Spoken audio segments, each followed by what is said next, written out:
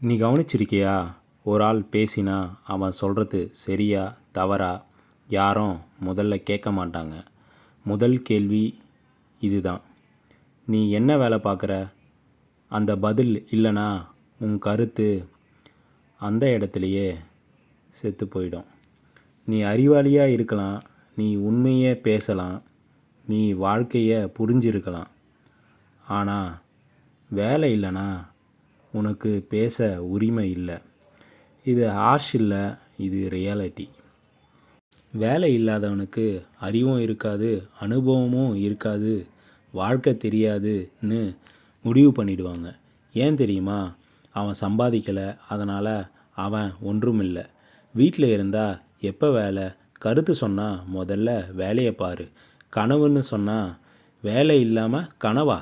அப்போ தான் புரியும் இந்த சமூகம்.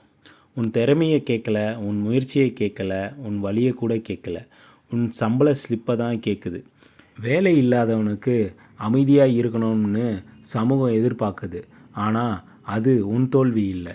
வேலை இல்லாமல் இருப்பது ஒரு ஃபேஸ், வேலை இல்லாதவனை ஆகிவிடுவது ஒரு சாய்ஸ். நீ சாய்ஸ் எடு. இன்று உன் குரலை இக்னோர் பண்ணுறாங்கன்னா நாளை உன் வெற்றியை இக்னோர் பண்ண முடியாது. அதுவரை சத்தம் போடாத, வாதம் பண்ணாத, உன்னை எக்ஸ்பிளைன் பண்ணாத. அமைதியாக உழ, அடக்கமாக வளரு, வெற்றியோடு பேசு. ஏன்னா இந்த உலகம் வாக்கியங்களை மதிக்காது, வெற்றியை தான் மதிக்கும்.